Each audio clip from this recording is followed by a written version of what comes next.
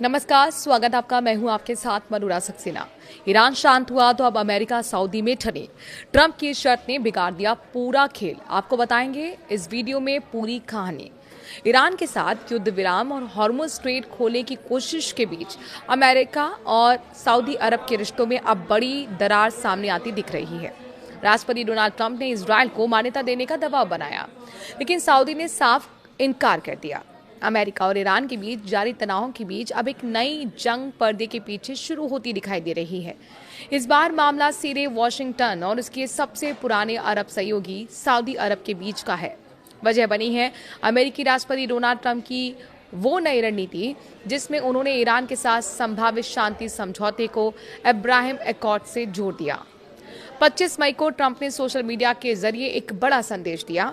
उन्होंने कहा कि ईरान के साथ किसी भी शांति समझौते का हिस्सा बनने के लिए मुस्लिम देशों को एक साथ इब्राहिम एकॉर्ड्स पर हस्ताक्षर करने होंगे। ट्रंप ने खासतौर पर सऊदी अरब, कतर और पाकिस्तान का नाम लेते हुए इजरायल के साथ रिश्ते सामान्य करने की बात कही, लेकिन ट्रंप की ये अपील खाड़ी देशों खासकर सऊदी अरब को बिल्कुल पसंद नहीं आई।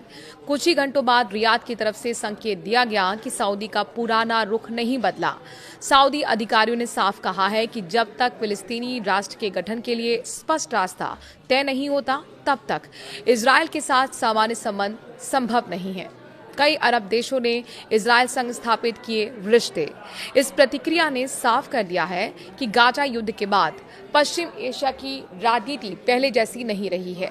2020 में जब अब्राहम एकॉर्ड्स हुए थे, तब कई अरब देशों ने इजरायल के साथ संबंध सामान्य किए थे। बाद के दौरे में सऊदी अरब ने भी इजरायल के साथ संबंध स्थापित करने की कोशिश की। हालांकि इस बीच गाजा से हमास ने इजरायल पर हमला कर दिया और फिर एक बड़ी जंग शुरू हो गई।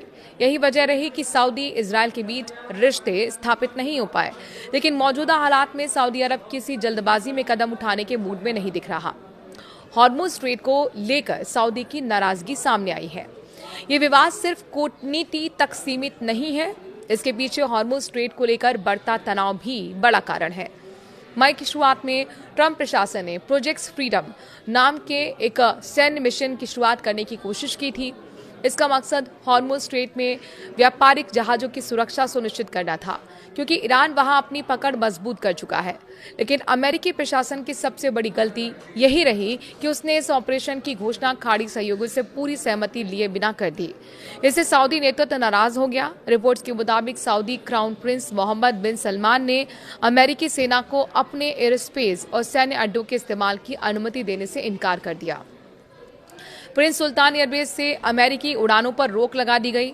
इसके बाद अमेरिकी ऑपरेशन को भारी झटका लगा और प्रोजेक्ट फ्रीडम सिर्फ 36 घंटे के भीतर ठप पड़ गया। अब सोच समझकर फैसला लेगा सऊदी अरब, ये सवाल सबके मन में है। देखिए, सऊदी अरब अब अमेरिका की हर रणनीति का आंख बंद करके समर्थन नहीं करना चाहता।